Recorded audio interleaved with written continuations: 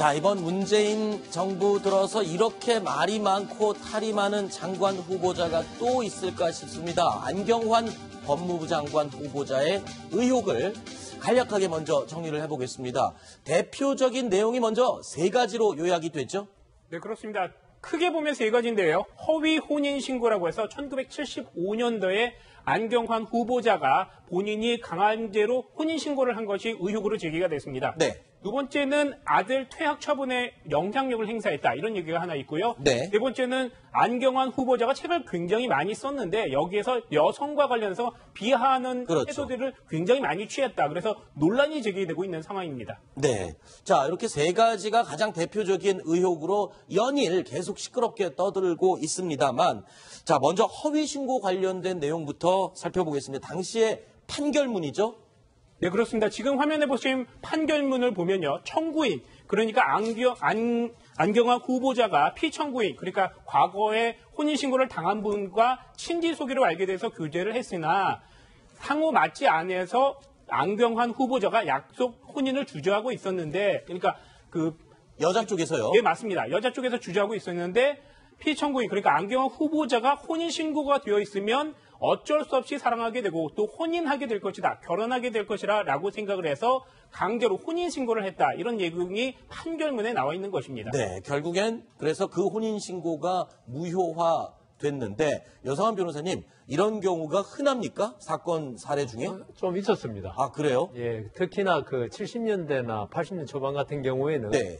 이혼이 좀 흔치 않았고요. 그렇죠. 이혼을 하면 가문의 수치로 생각하는 네. 그 가부장적인 집안도 있었기 때문에 혼인신고를 했다 이혼을 하면 안 된다. 네. 그래서 이걸 갖다가 똑같은 일이지만 혼인 무효로 돌리는 수도 있었습니다. 네. 혼인 무효하면 이건 처음부터 혼인이 성립하지 않은 거고 네. 이혼은 혼인이 되었다가 서로 헤어진 거고 네. 그러면 혼인 무효가 되면 우리는 아예 결혼한 게 없었기 때문에 깨끗한 사람들이다, 과거가. 네. 이걸 내세우기 위해서 혼인 무효를 했는데 네. 이걸 떠나서라도 진짜 혼인 무효도 가끔 있습니다. 우리가 지금 한 좀 시간이 지났지만 어떤 여성이 네. 어떤 남성을 정말 좋아해가 짝사랑했죠. 네. 그래서 그 결혼하고 싶은데 남성이 안 해주니까 네. 혼자서 네. 자기 혼자서 혼인 신고를 한 경우도 있었거든요. 아, 그 남자의 뭐 도장이나 이런 걸 가지고 위조해야죠. 위조해서요. 네. 네. 그러니까 지금 안경환 후보자 말이 정말이라면 네. 그러니까 서로 간에 어떤 이혼을 하지 않고 혼인 무효로 만들기 위해 서로 합의하였다면 이거는 한 일방의 그 양해가 있었기 때문에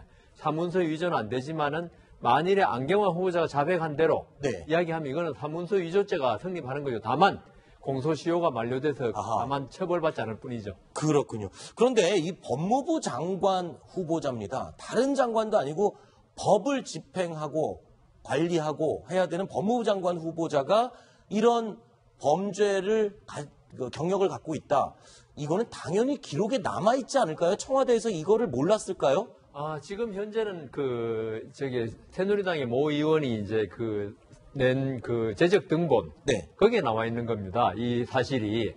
근데 아마 검증 절차에서는 아마 가족관계 등록부를 냈을 가능성이 많고. 네. 거기에는 저게 기재 안 됐을 겁니다. 네. 그렇다면은 안경환 후보자가 아마 검증 단계에서 분명히 질문이 갔을 거거든요. 네. 어떤 범죄 경력이라든가. 거기에 대해서 안경환 후보자로서 이게 상당히 오랜 기간 전에 일어났던 일이고 별로 의식을 안 했을 수도 있죠. 네. 그래서 여기에 대해서 가족관계 등록부만 내면 거기는 아무런 기재가 없으니까 네. 그걸로 아마 지나가려고 했던 게 아닌가 네. 그런 생각이 듭니다. 자, 안경환 법무부 장관 후보자 오늘 오전에 기자회견을 자청해서 이에 대해서 해명, 사과를 했습니다. 들어보시겠습니다. 저는 당시 저만의 이기심에 눈이 멀어 당시 사랑했던 사람과 그 가족에게 실로 어처구니 없는 잘못을 저질렀습니다. 저는 즉시 잘못을 깨닫고 후회했으며 정신적으로 육체적으로 스스로를 치료하면서 제 생에 가장 힘든 시간을 보냈습니다. 이 모든 사실은 제 아내도 잘 알고 있습니다. 젊은 시절의 잘못으로 평생 반성하고 사죄해야 마땅함을 이해하고 있습니다. 자, 조금 전에 얘기를 잠깐 나누다가 말았는데요. 호적, 지금 안경환 후보자의 호적만 떼봐도 빨갛게 저희가 표시를 해놓은 이 안에, 그러니까 과거에 판결을 받았던 이 내용이 적혀 있습니다. 그러면 호적은 당연히 인사검증할 때 내야 될 기본 서류 중에 포함되어 있을 텐데 청와대에서 인사검증하면서 이런 거를 놓칠 수가 있나요? 그러니까 아까 말씀드린 대로 저거는 있죠. 저 호적 등본에 지금 재적 등본에 정확히 네. 말하면은 네. 전부 다 가입표가 쳐져 있는 거고 네, 네. 재적 등본인데 저걸 제출 안 하더라도 있죠. 네. 본인은 명백히 알고 있을 거 아닙니까? 네. 이런 판결까지 있어가지고 본인이 그렇죠. 피청구인 피고라고 이야기하겠습니다. 피고로 돼 있는데 그걸 몰랐을 리는 없죠. 네. 그렇다면은 그 판결문 내용 그대로 하면 사문서 위조죄가 명백히 그 판결문에 드러나는 거거든요. 네. 근데 이런 부분에 관해서 안경환 후보자가 몰랐다는 거는 그건 도저히 성립하지 않고요. 그렇죠. 그래서 청와대 검증 단계에서 이걸 갖다 숨겼다는 이야기밖에 안 되거든요. 네. 저걸 냈건 안 냈건 네. 이런 사실을 숨겼다는 거 있죠. 네. 아까 말씀하신 대로 법무장관 후보자인데 그렇죠. 가장 위법적인 일. 그러니까 안경환 후보자가 말한 여성에 대한 비하 발언 나중에 이야기할지 네. 그런 건 도덕적인 문제인데요. 이거는 법률 위법의 문제거든요. 여기에 관해서 숨겼다는 것은 조금 부적절한 것 같습니다. 네. 자, 이 두 번째 의혹이죠. 그러니까 왜 하실 말씀 있으세요? 그러니까 그 청와대에서 저 부분을 알았던 것 같고요. 알고는 그리고 있었는데. 오늘 안경환 후보가 그런 부분에 대해서 질문을 했을 때 네. 며칠 전에 청와대가 이거 발표하기 며칠 전에 네. 물어와서 나름대로 해명을 했다, 설명을 했다 그렇게 본인이 밝혔습니다. 근데 이제 청와대 쪽에서는 아까 여 변호사님께서 말씀하셨듯이 70년대에는 그런 일이 이혼의 방법으로도 사용됐고 네. 그러다 보니 과거 일이고 그러다 보니 그냥 이 정도면 넘어갈 수 있지 않겠느냐. 네. 그리고 2006년도에 이분이 국가인권위원장 할 때도 이미 한번 검증을 거쳤지 네. 않았습니까? 그렇기 때문에 이 정도는 넘어갈 수 있었겠다라고 좀 쉽게 생각한 거 아닌가 이런 추측이 듭니다. 2006년도 인권위원장 할 때 이 부분을 실제로 밝혀서 해명을 했었죠. 네, 그때도 해명을 했었다고 했었습니다. 그렇군요. 네, 뭐 여권에서는 이게 일종의 순애보다 네.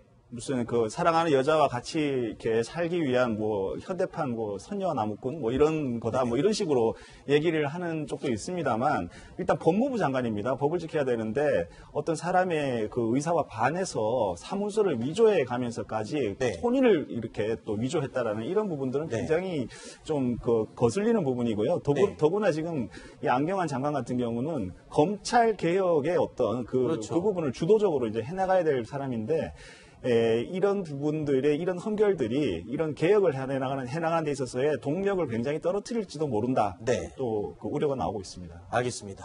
자, 세 가지 중에 이제 두 번째 의혹으로 넘어가겠습니다. 아들의 퇴학 처분에 압력을 넣어서 좀 처분을 완화시켰다. 이런 의혹이죠. 이유정 기자 요약해 주시죠. 어떤 상황이었죠? 네, 안경환 후보자의 아들이 2014년에 고등학교 2학년이었습니다. 그런데 국내에 있는 한 유명 자유형 사립고에 기숙사가 딸린 학교에 다녔는데 네. 여기에서 자신의 기숙사방으로 여학생을 불러들입니다. 그런데 이 학교는 남녀간이 섞이지 못하도록 매우 강력한 규제를 가지고 있어서 이 소식이 알려지자 처벌이 내려집니다. 네. 그래서 학교에서는요, 위원회가 열렸습니다. 선도위원회가 열렸고 그래서 그 퇴학 처분을 받습니다. 그런데 이게 그 이후에 안경환 후보자가 탄원서를 제출을 한번 하게 됩니다. 네. 그러면서 상황이 달라지는데 1주간 자숙 기간으로 징계 수위가 낮아집니다. 당시 교장이었던 분은요, 학생을 퇴학시키지 않는 게 내 평소 교육 철학이다. 그래서 재심을 청구했다. 이런 얘기를 하고 있지만 네. 여러 가지 의혹들이 제기되는 것은 사실입니다. 네. 자, 이 안경환 후보자, 이 아들의 퇴학 처분에 압력을 넣었다라는 이 의혹에 대해서는 굉장히 억울해하면서 오늘 오전에 또 입장을 밝혔습니다. 직접 목소리 들어보시죠. 저희 아들은 재학하던 학교에 남녀 학생을 엄격하게 분리시키는 학칙을 위반하였습니다. 그리고 학내 절차를 거쳐 중징계 처분을 받았습니다. 제가 그 절차에 개입하거나 부당한 영향력을 행사한 적은 결코 없습니다. 다만 학교 측에서 부모의 탄원서를 제출하라고 요구해 왔기에 부끄럽고 참담한 아비의 심경으로 탄원서를 작성하여 제출하였습니다.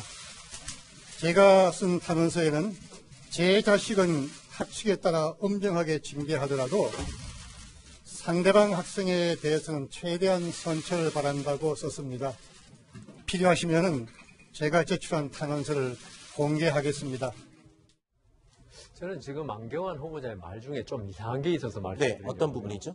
지금 그 안경환 후보자 전체적인 말은 본인이 학교에 어떤 압력을 행사하거나 고위공직자가 그런 게 네. 없다는 지금 취지의 그렇죠. 지금 말씀인데요. 그런데 그 말 중에 보면요. 학교에서 탄원서 제출 요구해왔다고 지금 그럽니다. 네. 그렇다면 저게 이상하지 않습니까? 그러면 만일 학교장 이런 분이 그걸 했다면은 이걸 네. 봐주기 위해서 탄원서를 우리가 좀 봐줘야 되는데 네. 뭔가 근거가 필요하다. 그러네요. 탄원서는 아쉬운 사람이 그러니까 써서 내는 내야 되는 건데 건데 학교 측에서 재심을 하면서 먼저 어떤 탄원서를 정상 갖고 와라. 참작 사유를 좀 우리도 그런 거 하거든요. 재판할 때도 네. 이 사람을 봐주긴 봐줘야겠는데 네. 뭔가 없으면은 뭐 좀 탄원서 같은 거 좀 얻어오라고 이야기합니다. 네. 그래야지 우리도 뭐 이렇게 아까 말한 퇴학에서 뭐 징계를 감경할 때 뭔가 근거가 있어야지. 아무런 그렇죠. 사정 변화가 없는데 감경한다는 거는 그건 좀 봐준 게 아니냐 난 말을 나중에 네. 분명히 들을 수 있거든요. 네. 그래서 저는 안경환 후보자님이 말씀을 잘 하셨는데 그중에 모순되는 게 분명히 하나 있다. 그런 생각됩니다. 자, 조금 전에 이 안 후보자가 말미에 이런 얘기를 했습니다. 그래서 탄원서를 공개하겠다. 그 공개한 탄원서가 이 내용입니다. 어떠한 벌도 달게 받겠다. 다만 고등학교 졸업을 할 수 있는 기회를 주면 감사하겠다. 또 문제된 여학생에게는 최대한 관대하게 해달라라는 내용의 탄원서 내용입니다. 일단 제 생각에는 좀 한 가지 이상한 게 네. 그 안경환 그 후보자 아들이 그 자취 그 기숙사 방으로 여학생을 불러들였지 않습니까? 네. 그리고 나서 그 사실을 또 바깥에다도 이렇게 공개를 했다는 거 아닙니까? 네, 학교에 소문을 냈다는 거죠. 예, 그렇다면 그 여학생은 일종의 피해자일 수도 있습니다. 네. 근데 피해자에게 대해서 뭐 관대한 처분을 내려달라 이건 아하. 좀 제 상식으로는 좀 이해가 되지 않는 그런 내용인 것 같습니다. 네. 하신 말씀. 그러니까 아까 보여주신 탄원서가 이제 두 번의 탄원서가 제출이 됩니다. 네. 그 2014년 12월 30일 정도에 A4 용지 반 정도의 탄원서가 제출이 되고 네. 나흘 후인 2015년 1월 3일에 두 번째 2차 탄원서가 제출이 됩니다. 네. 그거는 이제 분량이 좀 더 많아져서 A4 용지 한 2장 정도 되는데요. 네. 근데 거기 방금 언급하신 내용, 아들에게 어떠한 처벌도 받겠다. 다만 졸업장을 얻을 기회를 주시면 감사하겠습니다. 이 얘기는 제발 퇴학만 시켜주지 말아 주십시오. 이 뜻 아니겠습니까? 네. 그리고 아마 여학생도 아마 어떤 처벌을 아마 징계를 받았을 수도 있겠죠. 네. 그러니까 그 부분에 대해서 잘 모르겠습니다만 저런 내용을 담은 1, 2차 탄원서가 제출이 되고 네. 그러고 나서 아까 말씀하신 대로 퇴학이 취소가 되고 네. 징계 수위가 낮아지는 그런 문제가 이제 생기면서 특혜라는 얘기가 나오는 겁니다. 자, 그런데요. 형평성에도 문제가 있다라는 지적이 나오고 있습니다. 왜냐하면 이유정 기자가 아까 이 설명을 할 때 이 학교가 그 남녀 분리를 하는데 굉장히 엄격한 규칙을 적용하는 학교다라고 했는데 요 비슷한 사례에서 퇴학 처분을 그냥 받은 학생이 다른 사례가 있다면서요. 네, 올해 한 건의 사례가 있는데요. 네. 올해 한 고등학교 3학년 남자 학생입니다. 이 학생이 대변이 말이었습니다. 그런데 화장실에 휴지가 없자 여자 화장실에 가서 휴지를 가져오려고 합니다. 그런데 마침 여학생한테 들킵니다.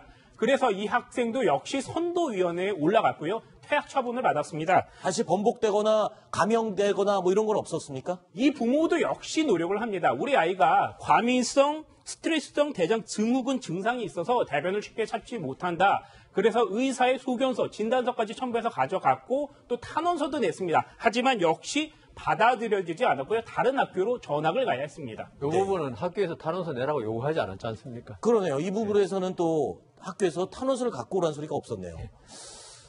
자, 이래서 또 형평성 논란까지 일고 있는데 잠시만요. 근데 이 안 후보자의 아들이 서울대 수시에 합격을 했다라고 알려져 있는데 자, 수시면은 이 학적 기록부 말하자면 생활기록부에 이런 거를 다 적게 돼 있지 않나요? 그러면 이런 징계 사안이 다 있었을 텐데 있었으면은 합격하는데 좀 영향이 있었을 것 같은데요. 만약에 퇴학 처분을 받았다면 그게 네. 학적부에 오르고 그것이 영향을 줘서 수시에 합격하는데 상당히 좀 안 좋은 영향을 줬을 것입니다. 네. 그런데 이제 안경환 후보자가 탄원서를 내고 그래서 그게 받아들여져서 아하. 퇴학 처분이 이루어지지 않았죠. 대신에 네. 이루어진 게 뭐냐면 1주간의 자숙기간 뭐 이거였습니다. 그러니까 1주간의 자숙기간은 학적부에 오를 정도의 그럴 만한 뭐 잘못은 아니다. 이렇게 해서 학적부에 그렇군요. 오르지 않았고 네. 그것 때문에 결국 수시 합격에 상당히 그 긍정적인 영향을 네. 줬다고 이렇게 보일 수 있습니다. 자, 그리고 안 후보자가 가장 먼저 논란이 됐던 이야기가 과거 저서에 표현한 여성들에 대한 잘못된 인식, 성인식 내용이었죠. 자, 이 부분에 대해서도 오늘 오전 입장을 밝히고 사과를 했습니다. 들어보시죠. 책과 글의 전체 맥락을 유념하여 읽어주실 것을 간곡히 당부드립니다. 여성을 비하할 의도는 추호도 없었으며 저 역시 한 사람의 남성으로서 남성의 본질과 욕망을 드러냄으로써 같은 남성들에게 성찰과 반성의 계기를 제공하고자 했습니다. 기회가 주어진다면 저에게 주어진 마지막 소명으로 생각하고 국민의 여망인 검찰개혁과 법무부의 탈검사를 반드시 이루겠습니다. 자, 어제까지 언론에서 굉장히 주목을 받았던 그 저서에 대해서는 전체적인 맥락을 좀 보고 판단해달라라는 입장을 밝혔는데요. 그런데 그 책 말고 또 다른 책에서도 계속 이 성인식에 대한 좀 문제가 되는 표현들이 또 쏟아져 나오고 있습니다. 이 다른 책입니다. 사랑과 사상의 거리제기라는 책인데 역시 안 후보자가 쓴 책입니다. 이런 얘기가 나옵니다. 황동색으로 구운 허벅지는 영락없이 원통 난로를 허리 감은 채 칼질을 기다리는 수발하기용 돈육을 연상시킨다. 그러니까 여성의 신체 일부를 이런 식으로 표현을 했습니다. 그리고 성숙한 서양 여자의 벗은 몸에서는 짐승 냄새가 난다. 이런 표현도 있었고요. 또 있습니다. 뜻밖에도 동양 여성이다. 작지만 당당한 가슴이다. 숨이 막힐 듯한 전율이다. 자, 이런 표현들 글쎄요. 안 후보자가 가지고 있는 여성에 대한 성인식 이런 부분들을 좀 계속 쏟아져 나오기 때문에 이거를 뭐 부인할 수는 없는 부분 같아요. 처음에 한 가지 표현이 나왔을 때 뭐 악마적인 편집이다 뭐 이렇게 해서 이렇게 방어적인 처음에 그랬었죠. 예, 그랬는데 비슷한 류의 또 성적인 것도 수치심을 좀 이렇게 자극하는 이런 표현들이 계속적으로 이렇게 썼단 말입니다. 네. 그러면 이제 더 이상 악마적인 편집이다라고 이렇게 방어할 수가 있을지 잘 그렇죠. 모르겠습니다. 그리고 이런 좀 그 표현들은 문학에서나 좀 가능하겠지만 법무부 장관으로서의 어떤 그 수행하는 데 있어서의 어떤 그 채통이라든지 품격이라든지 이런 부분에는 좀 부적절하지 않나 이런 생각이 듭니다. 네. 자, 그래서 가장 대표적인 세 가지 의혹. 안경환 후보자에 대한 허위 혼인신고, 그리고 아들 퇴학 처분에 대한 영향력 행사, 여성 비하 논란. 이거에 대해서 입장을 밝힌 결론은 어떻게 요약이 됩니까? 오늘 기자회견에서요. 네, 쉽게 말하면 허위 혼인 신고는 그때 행동을 후회하고 반성한다. 네, 인정하고 그건 인정을 있고요. 했고요. 예, 아들의 퇴학 처분에 대해서 영향력 행사 이거는 한 적이 없다. 이렇게 부정을 한 얘기했고요. 겁니다. 여성 비하 논란 여기에 대해서는 큰 틀에서 봐달라. 이런 식으로 해서 살짝 비껴나갔습니다. 네.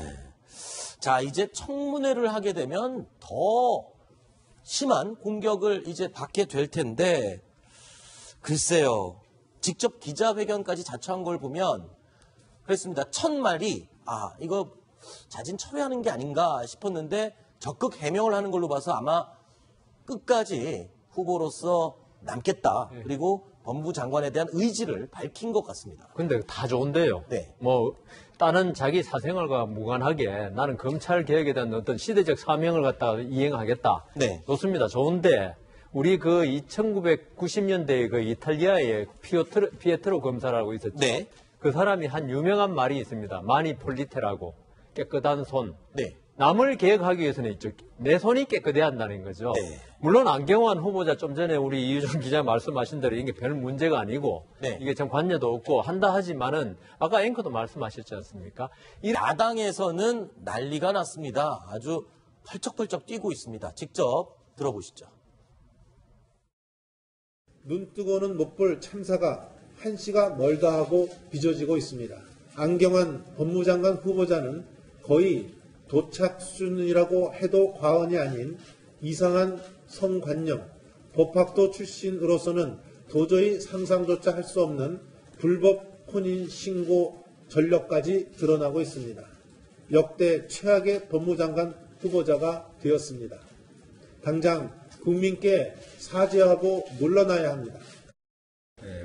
안경환 법무부 장관 후보자와 김상곤 교육부 장관 후보자에 대해서 한 말씀 드리겠습니다.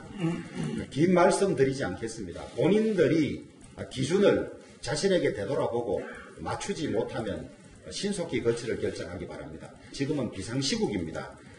당신들 때문에 청문회를 열고 오래 걸다가 새 사람을 찾아서 끼울 만큼 한가하지 않습니다. 네, 뿐만 아니라 하태경 의원도요, SNS에 이런 글을 남겼습니다.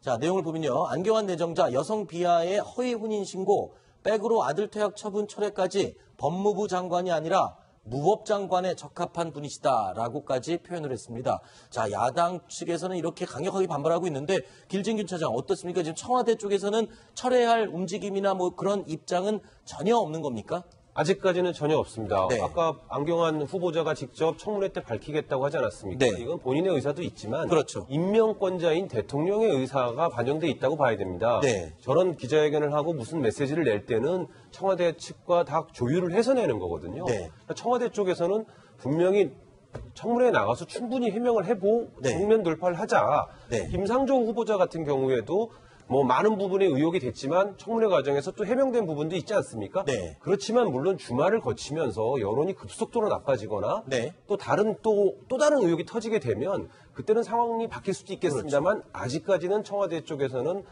정면 돌파하겠다는 의지가 강한 것 같습니다. 네. 자, 정우택 원내대표는요, 조국 민정수석 그리고 조현옥 인사수석 이 두 사람을 국회로 불러들이겠다라고까지 얘기를 했습니다. 들어보시죠. 조현옥 청와대 인사수석과 조국 민정수석은 무엇을 하는 사람들입니까? 후보자들에 대한 최소한의 검증이라도 하는 것인지 도저히 이해가 되지 않습니다. 국회 운영위원장으로서 빠른 시일 내에 국회로 출석시켜서 왜 이런 인사 참사가 빚어지고 인사 검증 시스템이 작동하기나 하는지를 따져보겠습니다. 안 후보자를 만난 몇몇 기자들 얘기는 네. 10대의 어떤 순수한 영혼을 가진 분이다. 이렇게도 얘기를 합니다. 그래서 네. 그런 영혼을 가졌기 때문에 본인의 음주운전 네. 그것을 또 고백을 했고 네. 그래서요. 그랬는지 모르지만 어쨌거나 법무부 장관이 음주운전을 했다. 이것도 역시 이게 보통 일은 아닙니다. 그렇죠. 예, 그런데 현재 그 인사청문회에서 김상조 후보자가 어느 정도 선방을 했다. 그래서 이제 공정거래위원장이 됐다. 이런 얘기가 있고 그것이 어느 정도는 맞는 얘기인 것 같긴 한데요. 이 안 후보자 같은 경우에 과연 인사청문회가 제대로 열리겠는가? 이건 네. 좀 생각해 봐야 될 것 같습니다. 야당에서 그렇게 호락호락 인사청문회 열어주는 것조차도 지금 아하. 그렇게 호락호락 해줄 것 같지는 않습니다. 그리고 정우택 지금 원내대표는 원내대표이기 때문에 운영위원장을 겸하고 있거든요. 그렇죠. 예, 그래서 이 운영위원장 자리를 갖다가 10분 활용해서 앞으로 네. 조국 민정수석 네. 국회에 굉장히 자주 부를 것 같습니다. 알겠습니다. 자, 세 가지 소식 살펴봤고요. 다음 네 번째 소식 기다리고 있습니다. 저희가 5위로 꼽아본 내용입니다. 확인해 보시죠. 법무부 장관입니다. 법을 지켜야 되는데 어떤 사람의 그 의사와 반해서 사문서를 위조해 가면서까지 네. 혼인을 이렇게 또 위조했다라는 이런 부분들은 네. 굉장히 좀 거슬리는 부분이고요. 네. 더구나 지금 이 안경환 장관 같은 경우는 검찰 개혁의 어떤 그렇죠. 그 부분을 주도적으로 이제 해나가야 될 사람인데 이런 부분들의 이런 흠결들이 이런 개혁을 해나가는 데 있어서의 동력을 굉장히 떨어뜨릴지도 모른다. 네. 또 그 우려가 나오고 있습니다. 알겠습니다. 자, 세 가지 중에 이제 두 번째 의혹으로 넘어가겠습니다. 아들의 퇴학 처분에 압력을 넣어서 좀 처분을 완화시켰다. 이런 의혹이죠. 이유정 기자 요약해 주시죠. 어떤 상황이었죠? 네, 안경환 후보자의 아들이 2014년에 고등학교 2학년이었습니다. 네. 그런데 국내에 있는 한 유명 자율형 사립고에 기숙사가 딸린 학교에 다녔는데 네. 여기에서 자신의 기숙사방으로 여학생을 불러들입니다. 그런데 이 학교는 남녀간이 섞이지 못하도록 매우 강력한 규제를 가지고 있어서 이 소식이 알려지자 처벌이 내려집니다. 네. 그래서 학교에서는요, 위원회가 열렸습니다. 선도위원회가 열렸고 그래서 그 퇴학 처분을 받습니다. 그런데 이게 그 이후에 안경환 후보자가 탄원서를 제출을 한번 하게 됩니다. 네. 그러면서 상황이 달라지는데 1주간 자숙 기간으로 징계 수위가 낮아집니다. 당시 교장이었던 분은요, 학생을 퇴학시키지 않는 게 내 평소 교육 철학이다. 그래서 재심을 청구했다. 이런 얘기를 하고 있지만 네. 여러 가지 의혹들이 제기되는 것은 사실입니다. 네. 자, 이 안경환 후보자, 이 아들의 퇴학 처분에 압력을 넣었다라는 이 의혹에 대해서는 굉장히 억울해하면서 오늘 오전에 또 입장을 밝혔습니다. 직접 목소리 들어보시죠. 저희 아들 하고 있을 거 아닙니까? 네. 이런 판결까지 있어가지고 본인이 그렇죠. 이 청구인 피고라고 이야기하겠습니다. 피고로 돼 있는데 그걸 몰랐을 리는 없죠. 네. 그렇다면은 그 판결문 내용 그대로 하면 사문서 위조죄가 명백히 그 판결문에 드러나는 거거든요. 네. 그런데 이런 부분에 관해서 안경환 후보자가 몰랐던 거는 그건 도저히 성립하지 않고요. 그렇죠. 그래서 청와대 검증 단계에서 이걸 갖다 숨겼다는 이야기밖에 안 되거든요. 네. 그래서 저걸 냈건 안 냈건 네. 이런 사실을 숨겼다는 거 있죠. 네. 아까 말씀하신 대로 법무장관 후보자인데 그렇죠. 가장 위법적인 일. 그러니까 안경환 후보자가 말한 여성에 대한 비하 발언 나중에 이야기할지 네. 그런 건 도덕적인 문제인데요. 이거는 법률 위법의 문제거든요. 여기에 관해서 숨겼다는 건 조금 부적절한 것 같습니다. 네.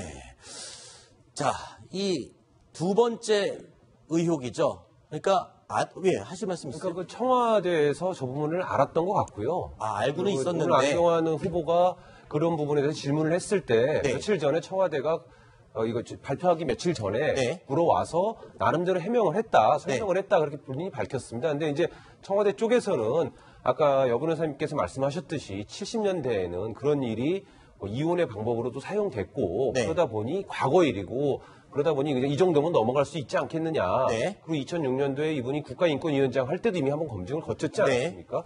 그렇기 때문에 이 정도는 넘어갈 수 있었겠다라고 좀 쉽게 생각한 거 아닌가 이런 추측이 듭니다. 2006년도 인권위원장 할 때 이 부분을 실제로 밝혀서 해명을 했었죠. 네, 그때도 해명을 했었다고 했었습니다. 그렇군요. 네, 뭐 여권에서는 이게 일종의 순회보다 네. 무슨 그 사랑하는 여자와 같이 이렇게 살기 위한 뭐 현대판 뭐 선녀 나무꾼 뭐 이런 거다 뭐 이런 식으로 얘기를 하는 쪽도 있습니다만 일단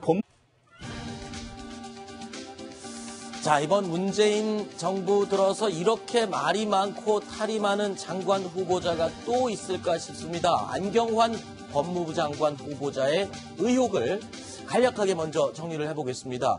대표적인 내용이 먼저 세 가지로 요약이 되죠. 네, 그렇습니다. 크게 보면 세 가지인데요. 허위 혼인신고라고 해서 1975년도에 안경환 후보자가 본인이 강간죄로 혼인신고를 한 것이 의혹으로 제기가 됐습니다. 네. 두 번째는 아들 퇴학 처분에 영향력을 행사했다. 이런 얘기가 하나 있고요. 네. 네 번째는 안경환 후보자가 책을 굉장히 많이 썼는데 여기에서 여성과 관련해서 비하하는 그렇죠. 태도들을 굉장히 많이 취했다. 그래서 논란이 제기되고 있는 상황입니다. 네. 자, 이렇게 세 가지가 가장 대표적인 의혹으로 연일 계속 시끄럽게 떠들고 있습니다만, 자, 먼저 허위 신고 관련된 내용부터 살펴보겠습니다. 당시의 판결문이죠. 네, 그렇습니다. 지금 화면에 보신 판결문을 보면요. 청구인, 그러니까 안경환 후보자가 피청구인, 그러니까 과거에 혼인신고를 당한 분과 친지 소개로 알게 돼서 교제를 했으나 상호 맞지 않아서 안경환 후보자가 약속 혼인을 주저하고 있었는데, 그러니까 여자 쪽에서요. 예, 맞습니다. 여자 쪽에서 주저하고 있었는데 피청구인, 그러니까 안경환 후보자가 혼인신고가 되어 있으면 어쩔 수 없이 사랑하게 되고 또 혼인하게 될 것이다. 결혼하게 될 것이라 라고 생각을 해서 강제로 혼인신고를 했다. 이런 내용이 판결문에 나와 있는 것입니다. 네, 결국엔 그래서 그 혼인신고가 무효화됐는데 여성한 변호사님, 이런 경우가 흔합니까? 사건 사례 중에? 좀 있었습니다. 아, 그래요? 예, 특히나 그 70년대나 80년 초반 같은 경우에는 네. 안경환 후보자가 아마 검증 단계에서 분명히 질문이 갔을 거거든요. 네. 어떤 범죄 경력이라든가 거기에 대해서 안경환 후보자로서 이게 상당히 오랜 기간 전에 일어났던 일이고 별로 의식을 안 했을 수도 있죠. 네. 그래서 여기에 대해서 가족관계 등록부만 내면 거기는 아무런 기재가 없으니까 네. 그걸로 아마 지나가려고 했던 게 아닌가 네. 그런 생각이 듭니다. 자, 안경환 법무부 장관 후보자 오늘 오전에 기자회견을 자청해서 이에 대해서 해명, 사과를 했습니다. 들어보시겠습니다. 저는 당시 저만의 이기심에 눈이 멀어 당시 사랑했던 사람과 그 가족에게 실로 어처구니 없는 잘못을 저질렀습니다. 저는 즉시 잘못을 깨닫고 후회했으며 정신적으로 육체적으로 스스로를 치료하면서 제 생에 가장 힘든 시간을 보냈습니다. 이 모든 사실은 제 아내도 잘 알고 있습니다. 젊은 시절의 잘못으로 평생 반성하고 사죄해야 마땅함을 이해하고 있습니다. 자, 조금 전에 얘기를 잠깐 나누다가 말았는데요. 호적, 지금 안경환 후보자의 호적만 떼봐도 빨갛게 저희가 표시를 해놓은 이 안에, 그러니까 과거에 판결을 받았던 이 내용이 적혀 있습니다. 그러면 호적은 당연히 인사검증할 때 내야 될 기본 서류 중에 포함되어 있을 텐데 청와대에서 인사검증하면서 이런 거를 놓칠 수가 있나요? 그러니까 아까 말씀드린 대로 저거는 있죠. 저 호적 등본에 지금 재적 등본에 정확히 네. 말하면은 네. 전부 가입표가 쳐져 있는 네, 거고 네. 재적 등본인데 저걸 제출 안 하더라도 있죠. 네. 본인은 명백히 알고 이혼이 좀 흔치 않았고요. 그렇죠. 이혼을 하면 가문의 수치로 생각하는 네. 그 가부장적인 집안도 있었기 때문에 혼인 신고를 했다 이혼을 하면 안 된다. 네. 그래서 이걸 갖다가 똑같은 일이지만 혼인 무효로 돌리는 수도 있었습니다. 네. 혼인 무효하면 이건 처음부터 혼인이 성립하지 않은 거고 네. 이혼은 혼인이 되었다가 서로 헤어진 거고 네. 그러면 혼인 무효가 되면 우리는 아예 결혼한 게 없었기 때문에 깨끗한 사람들이다 과거가 네. 이걸 내세우기 위해서 혼인 무효를 했는데 네. 이걸 떠나서라도 진짜 혼인 무효도 가끔 있습니다. 우리가 지금 한 좀 시간이 지났지만 어떤 여성이 네. 어떤 남성을 정말 좋아해가 짝사랑했죠. 네. 그래서 그 결혼하고 싶은데 남성이 안 해주니까 네. 혼자서 네. 자기 혼자서 혼인 신고를 한 경우도 있었거든요. 아, 그 남자의 뭐 도장이나 이런 걸 가지고 위조해야죠. 위조해서요. 네. 그러니까 지금 안경환 후보자 말이 정말이라면 네. 그러니까 서로 간에 어떤 이혼을 하지 않고 혼인 무효로 만들기 위해 서로 합의하였다면 이거는 한 일방의 그 양해가 있었기 때문에 사문서 위조는 안 되지만은 만일에 안경환 후보자가 자백한 대로 네. 이야기하면 이거는 사문서 위조죄가 성립하는 거죠. 다만 공소시효가 만료돼서 아하. 다만 처벌받지 않을 뿐이죠. 그렇군요. 그런데 이 법무부 장관 후보자입니다. 다른 장관도 아니고 법을 집행하고 관리하고 해야 되는 법무부 장관 후보자가 이런 범죄를 경력을 갖고 있다. 이거는 당연히 기록에 남아있지 않을까요? 청와대에서 이거를 몰랐을까요? 지금 현재는 새누리당의 모 의원이 이제 낸 재적 등본. 네. 거기에 나와 있는 겁니다. 이 사실이. 근데 아마 검증 절차에서는 아마 가족관계 등록부를 냈을 가능성이 많고. 네. 거기에는 저게 기재 안 됐을 겁니다. 네. 그렇다면은